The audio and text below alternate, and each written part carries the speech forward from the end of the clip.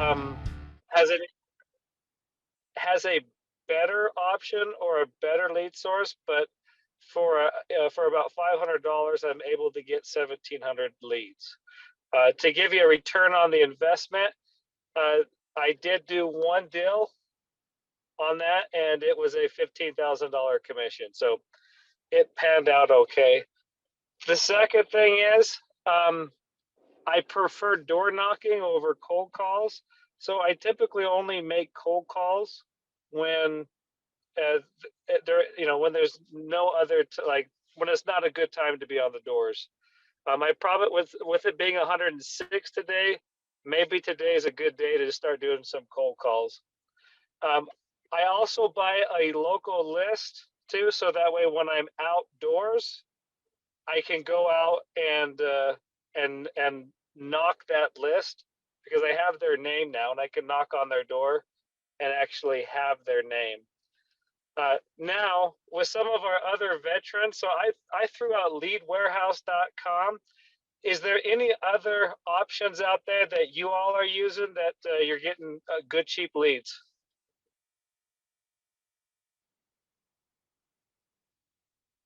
Because I'd hate to rob our people if somebody has a good idea. Not that I know of, no. Okay, cool. So that's the resource that I've been using. Now on the pitch, I've actually just been saying very simply. So does anybody want to role play with me? Anthony, somebody else, or why don't somebody volunteer? Dana? Does it got to be Dana? Because I know Dana is kind of aggressive. He might tear me apart. I'm just joking. I'll let someone else do it. I'll let someone else do it. No, it's fine. It's fine for you. But what I want to know is, there's somebody who wants to be involved with the role play, that really wants to learn this and is new in it. I would welcome that. I volunteered Chris Harris. Chris Harris. All right, Chris Harris, you're up. I'm doing this on my cell phone, so I can't see what's going on. Just tell me if you're live. Yes, sir. Okay, Chris, I'm going to start off by being by doing what I do, and by the way, as I do this, from our other veterans, we got people that are much better than me at this. So if anybody wants to pipe in, please do. So I'll start the role play. I'm just going to say ring ring, pick up the phone, and play. Go ahead and just play a natural customer. Pretend that you had requested information probably about 2 or 3 months ago, and we'll go from there. Right? Ring ring. Bueno. Hey, what's up, Richard? Andy here. Did I catch you at a bad time? No, sir. I have a few minutes.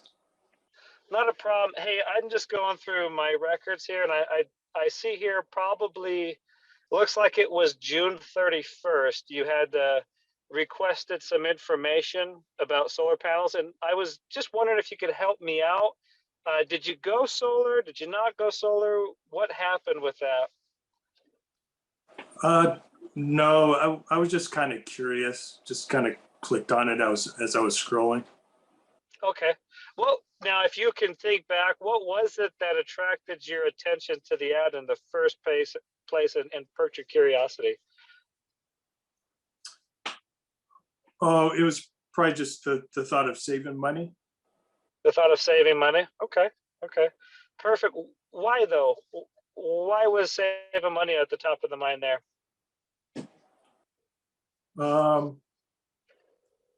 Yeah, I don't know. I'm always looking to free up my budget and okay. Save some money. Okay. Now, besides saving money, was there anything else that was important to you? The panels kind of look cool. The panels look cool. So you like the look of the panels? Yeah, on the picture. Yeah. Okay.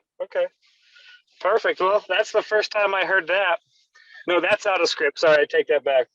Anyways, so the panels look good. You're looking at saving some money.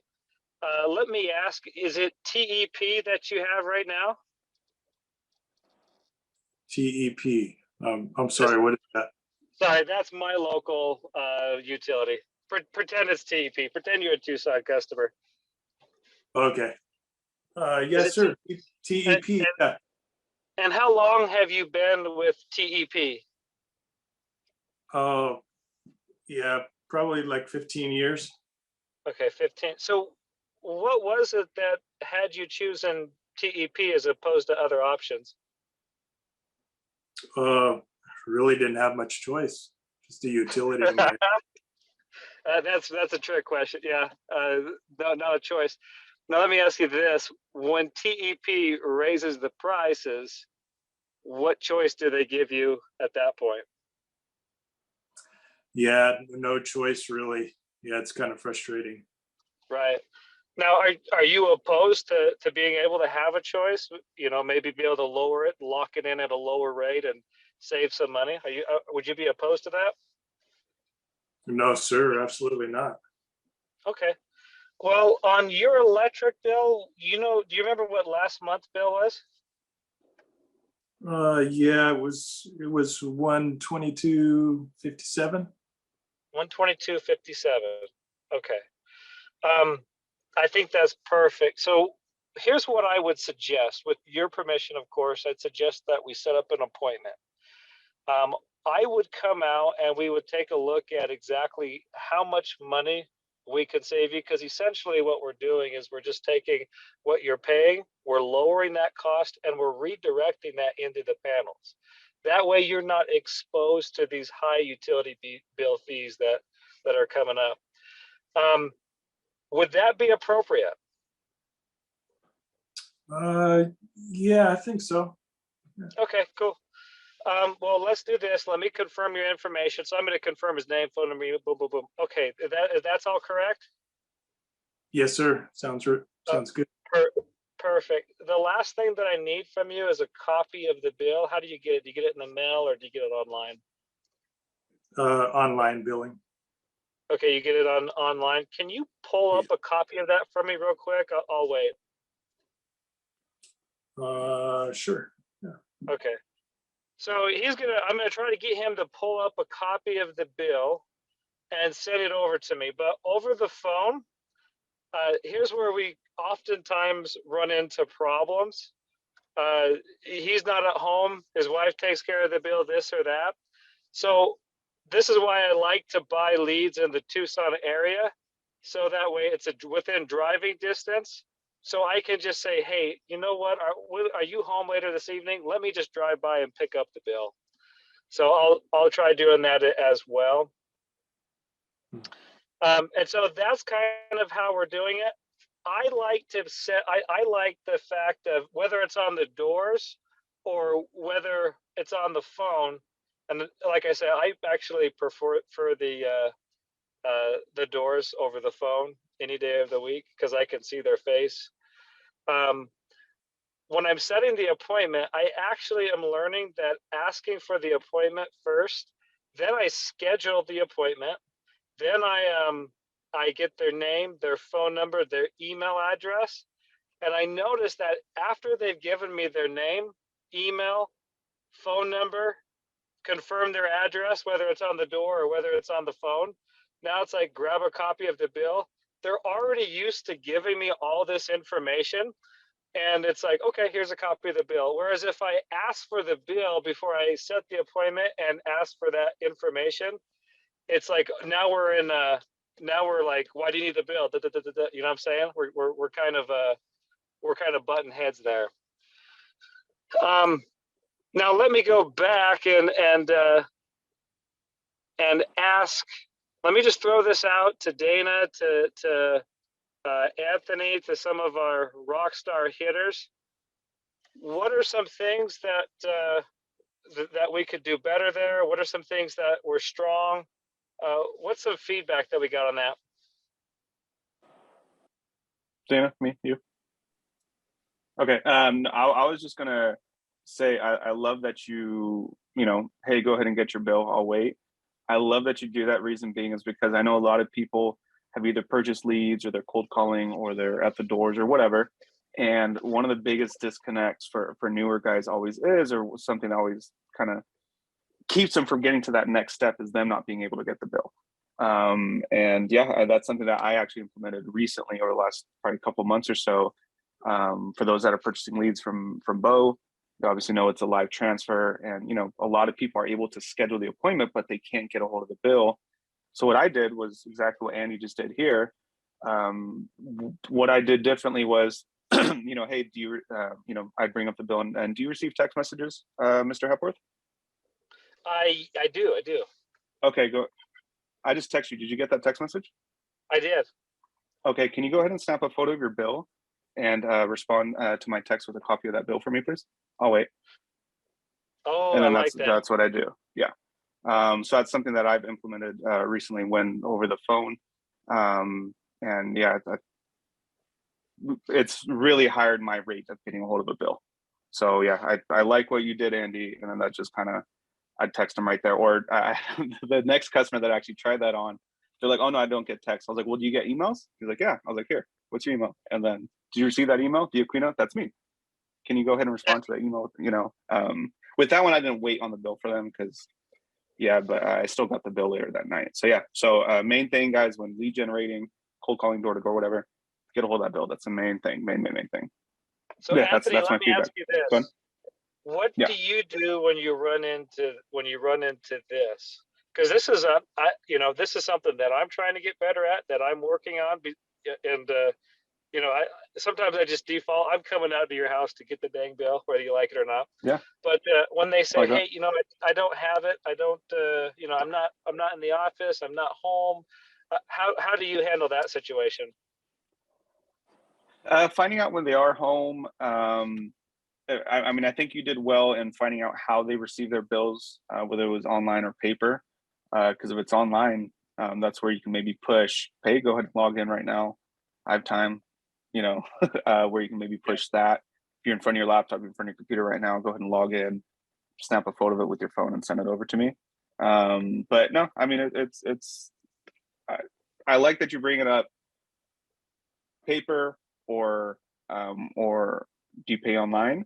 And then I like that you are pushing for pay. You're home around 7. Okay, I can swing by about 7:30 or 8. Snap a photo of that bill, and I'll drive back, and I'll be back the next day at 7:30 or 8. Or, you know, maybe you can even maybe push for that day, same day. So I like that. I think this brings up a reality when you're doing cold calls over the phone.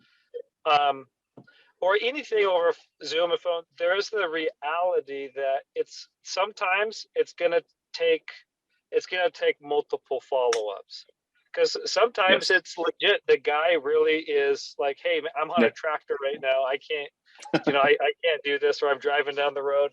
So sometimes it's legit, and it's going to require more diligent, steady follow-up to make this happen. So you might have to call them again. You might have to do that type of thing. Yeah. Thank you, Anthony. I love the feedback. Anybody else want to bring some value to the table?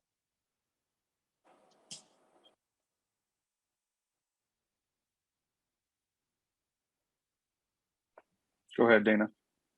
Kurt, you're next. I was just about to say something. Go ahead. Take it away, Kurt. All you, brother. Okay. So one of the things that I do, and like Anthony said, trying to get these bills, it's like pulling teeth sometimes. So one of the things that I say to kind of encourage them, and I'm definitely going to implement what Anthony just said, is, bring up the money aspect. As far as the federal solar tax credit, and I let them know, I'm like, did you know that, there's a federal solar tax credit that's going to help to subsidize the cost of the system? And it's possible you might qualify for that. And they'll say, really? And I'll say, yeah, on average, between 7,000 and 15,000 is what some people are getting. Sometimes it's more. I said, but with that being said, I want to see how much money you're going to be able to get back. But in order for me to do that, I need a copy of your bill. And the reason I need a copy of your bill is not only is it going to tell me your energy consumption for every single month, and so but it's going to tell us how many solar panels we're going to need for your particular home. Because obviously, you know, at the end of the day, each home is different. And so I'll be able to tell you how many panels you're going to need, but more importantly, I'm going to be able to tell you how much money you're going to get back from the federal government. And that seems to kind of motivate people because I'm kind of leading with the money. I love that because I like how you use the word possible. It's possible that you, I think that creates that intrigue. Like, ooh, tell me more. So, and that's what you're bringing up there. This is kind of the concept of what we're trying to do. We're not trying to sell them. We're trying to commit them to an appointment, and there's got to be a reason for them to want to be there. So you should write that down and send that all to us, dude. That's valuable. Absolutely. Not a problem. All right. Anybody else want to bring some value to the table? This is your chance to shine.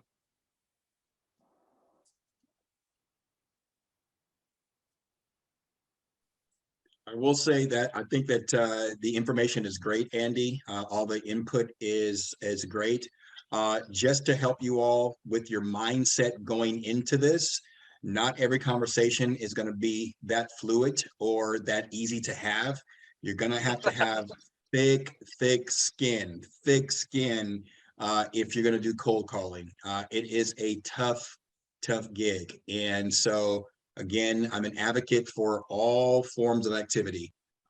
Do this one, but be prepared, and set some time aside, be it an hour and a half to 2 hours, and just let that phone burn. Okay, but yeah, great job, Andy.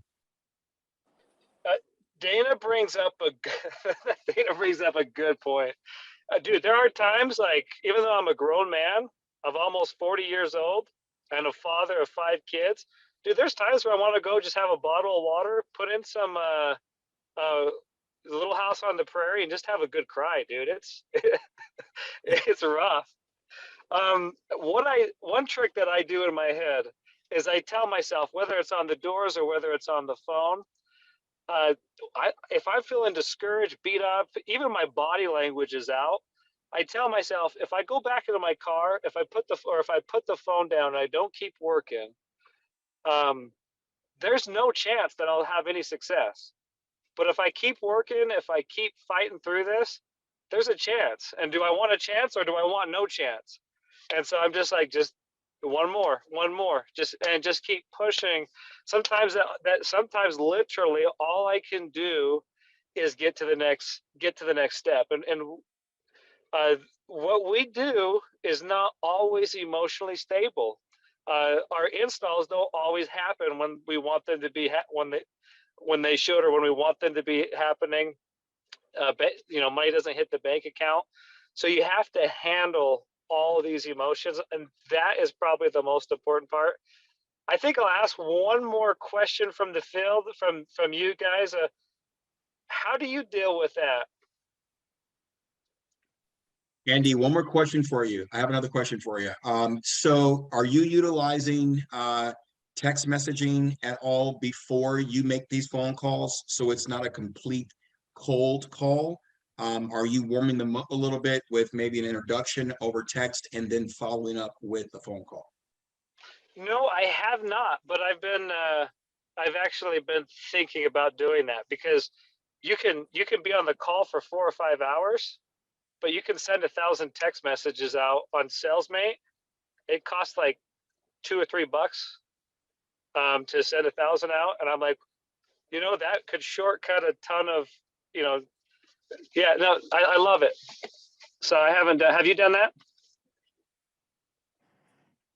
I do utilize text messaging when I'm going to make a phone call, a cold call. Again, just so they're not surprised when they pick up that phone, and so it's just an idea. It may make things a little bit easier because, again, cold calling is it's difficult.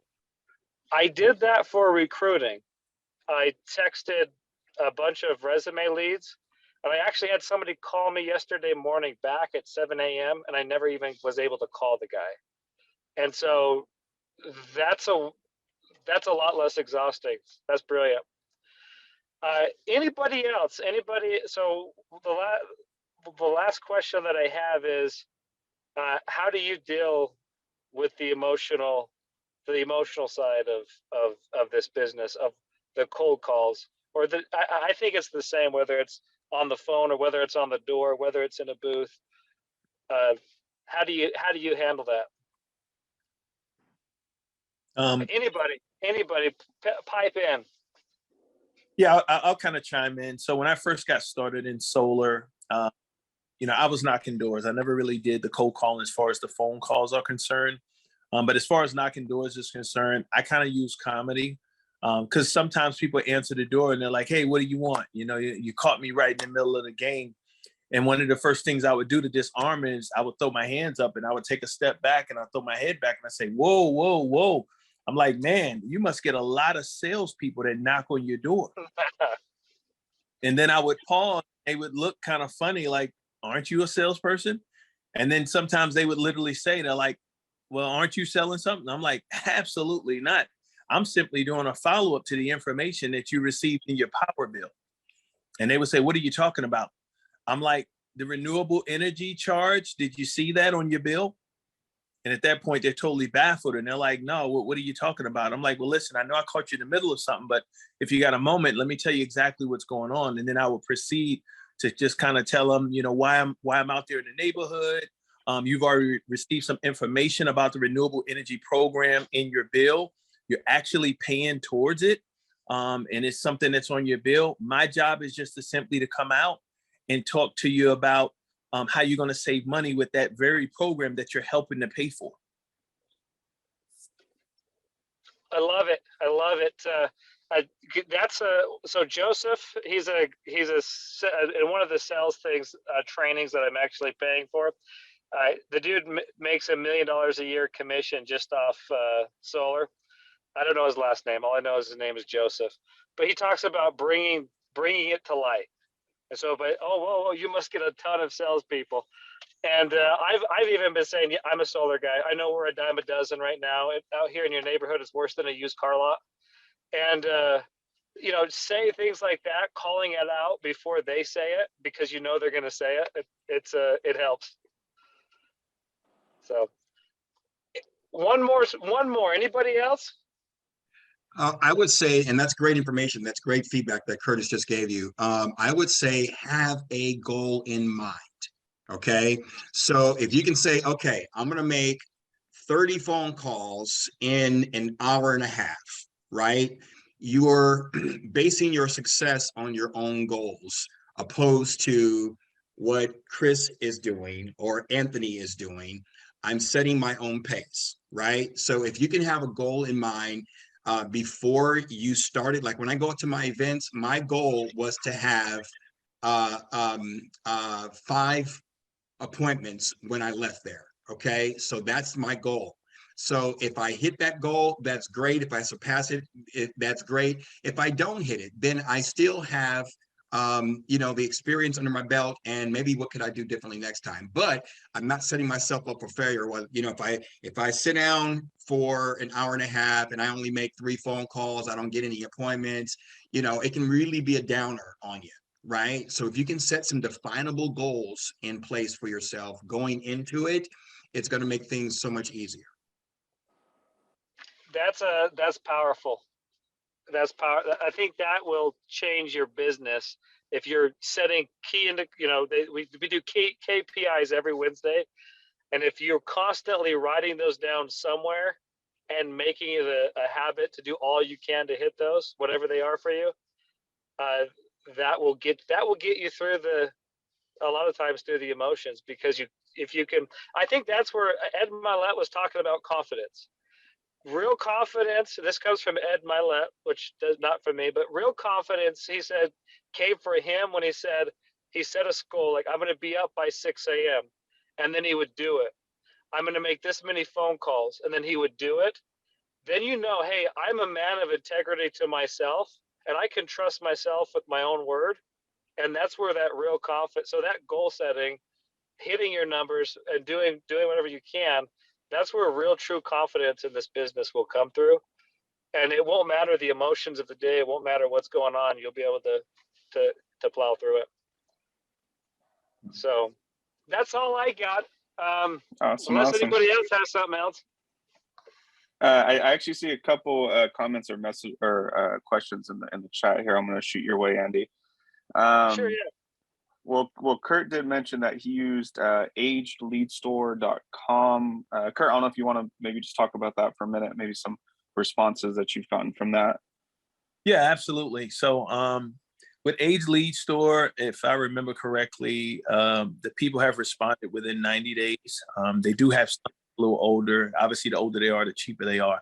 But one of my guys that's on my team, he turned me on to them, and he actually ordered a bunch of them. They're very, very reasonable, maybe like, $2 a piece or something like that, to down to $1. But anyway, he called through them, and most of the people did remember responding to solar. So it's not just how some of these lead vendors are, where like, you call and they're like, solar. I didn't go on, I didn't fill out anything. Yeah. So you're not going to get a ton of that. Obviously, you're going to get that from some people. But one of the ways that I did when I worked on my guide to kind of bring it back to their remembrance is, well, you might not have remembered going online, but most people who did go online that I talked to, their main purpose was they was looking to save money off their power bill. Is that something that you're still looking to do?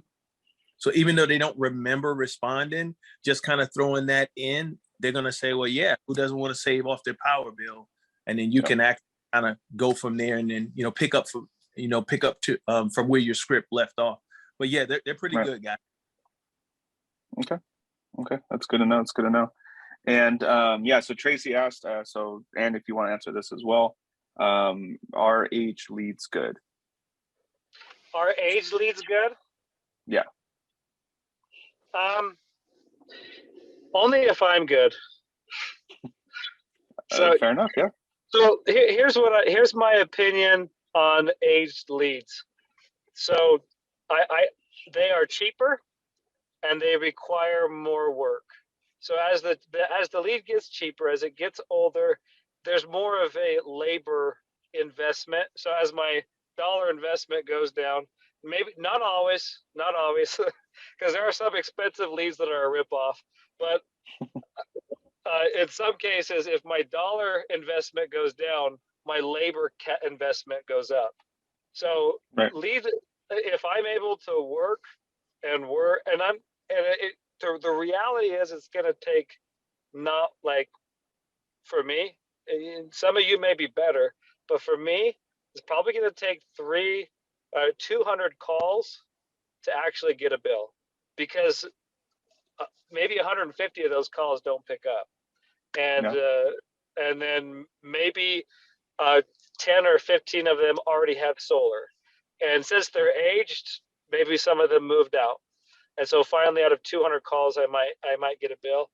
And depending on my dialer, if I have a good dialer, I can do that quicker or slower. So yes, aged leads are good if I work good, if I work hard and go through it. It's going to be hard work with aged leads.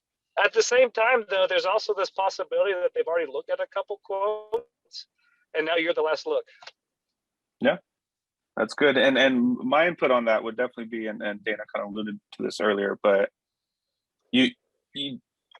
I feel now in this day and age and solar, it's not just one thing that you do to generate leads and to generate business, right? I mean, and he's talking about cold calling, and he's hitting doors right now, right?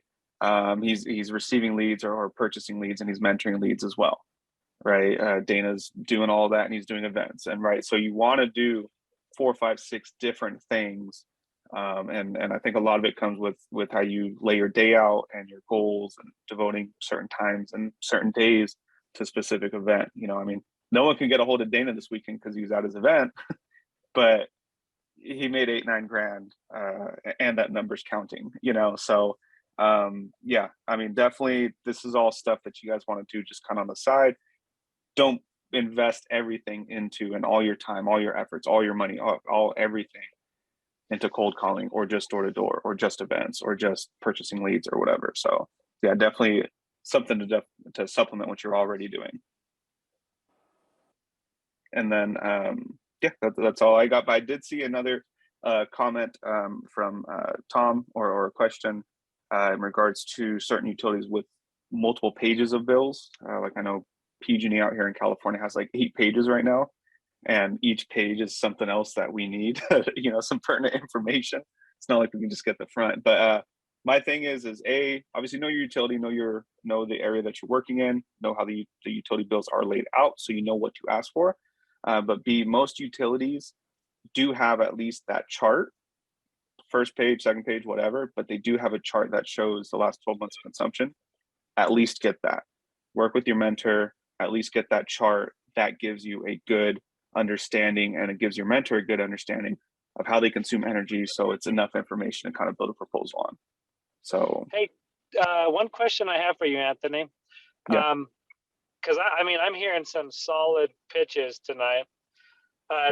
What I'm wondering is if we could all like email write down our pitches or our how we handle things, email it to you, and then you could create a Word doc. That way we Right. can kind of read through and see how different people on our team are approaching this and learning from each other. Yeah, I'd be open to that. I'd probably email it to Bo, just because that's just tag me on the email, but yeah, email it to Bo. I think that'd be great. Tracy, you're included. You're a mentor too. Why you say yes? You're included in that. We need your pitch too. You're a monster. Yes. But yeah, so and that's open to everyone. If you're experienced in the industry, email it to Bo. And once again, that kind of falls on that website that Bo and Daniel are kind of been working on for the last month or two. That's where a lot of that's going to be: door pitches, phone scripts, recruiting pitches, closing tactics, whatever. All these videos that we've been recording, for the last couple months on our trainings and stuff, all that will be in there. So yeah, I think it'd be a huge resource for the team to have. Remember too, it's not just, and this is maybe a message to the newer people with maybe 0 steps experience. It's not just saying a script. A lot of times it is. You see me even I'm on the Zoom call and I'm using my hands because I'm Italian, but it's a lot of this, the body language and stuff and how you sit and everything. So, it's more than just, reading a script. So, Hey, Anthony, quick. Yes, sir. I would be interested in putting together a training Yeah. when it comes to how to deal with objections and concerns when you're either accepting a phone call, whether it's a transfer lead or if you're going Okay. doing some role play. So that way guys can take notes. And then, hopefully that'll kind of help them out as they figure out different options when it comes to generation. Yeah, even maybe like reaching out to a referral and things like that, kind of a cold/warm call or interaction. Yeah, for sure. I'd love to get that set up. Yeah, that'd probably be after Power World. I think we have from now until Power World on schedule, so probably be towards the end of July. But yeah, let's do it. Yep. Let's set it up. So cool. 7:02. Andy, you got anything else, brother? No, I think that's it, man. Awesome. Kurt, Thanks for Dana. being so kind to me. Chris was a cheap date for you. No, dude. Dude, I haven't getting my butt kicked all day in the heat, so thanks for being so nice.